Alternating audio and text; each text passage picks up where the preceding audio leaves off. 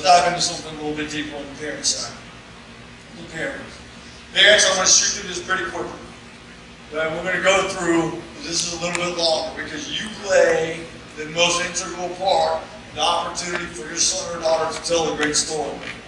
And the first question that I have for you out of the gate is, if we were to have time together and sit down one-on-one, would be, what are you modeling for your son or your daughter? What are you modeling for them? And by modeling, I mean the way that you handle pressure.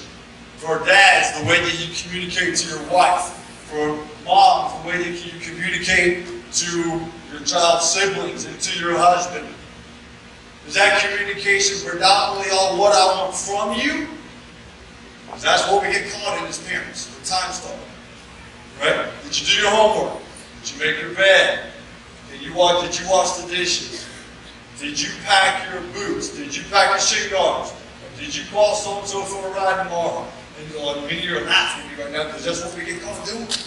And our language and the way that we model that then it becomes just what we call communication. It's not connection. It's not instead about what we want for you, not just about what we want from you. Okay, so what are we modeling? Now, as a sport parent, here's some of the obstacles. I'm going to just read a couple of these in our research. 2006, I head up a group. We had over 11,000 athletes across the country and parents. And I wanted to look at those athletes that were busting their tail, physical side, getting faster, stronger, quicker, could flip a ball from 30 out with both feet. And the season came around, and they couldn't display those qualities. We're like, what the heck is going on? They busted it out. It's nuts. And it came down to their relationship with their mom and dad or their coach. That was really the ultimate foundation. So we're working with the coaches here in a little bit, but for the parents, here's a list. You may or may not find yourself getting caught in some of these. I definitely am a part of this. We call them sports parent traps. Here's the first one. You want your child to succeed in ways that you never did. You want your child to have what you never had. You want your child to experience what you never did. You want to make sure that your child has a competitive edge. You believe your child is the next great Messi. That could be one. You expect your child to get a college athletic scholarship. Your older child is a great athlete, so why the heck can't your younger child be a good soccer player? That's a trap. You want, here we go, 2 more. You want to be able to hang out with a different type of social crowd. And the only way that you can do it is if your son or daughter can be a little bit better at soccer. That's a real one. 2 more. You define your own self-worth as a parent based on the success of your child's performance. If they play poorly, you look at yourself as a poor parent. And the last one. The only way, this is the toughest one. And I get sentimental about this one a little bit because I struggled in the beginning.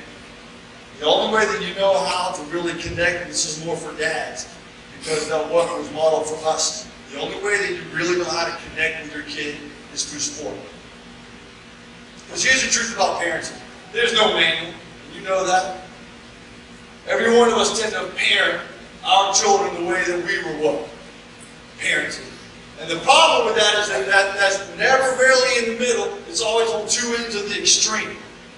You're either parenting your kid in a way that you don't want, or in the way that your mom or dad parented you and it didn't go well. You said, I'm not going to be like my dad, so I'm going to do this. Or it's, I'm going to do what my dad did or what my mom did. That's what we're doing in this family. That's a trap. Especially with today's kid, today's modern day. And I talk to parents, and I say it all the time. Today's teenage athlete is softer than an educated kind.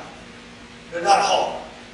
They don't know what it's like to have a dog in. They're not mentally tough. When they start growing up in certain parts of the United States, don't have like anything, they're never going to. That's not true. Because we come back and say, that's not the kid's fault. You know whose fault that is? That's ours. That's ours. And here's why that's ours.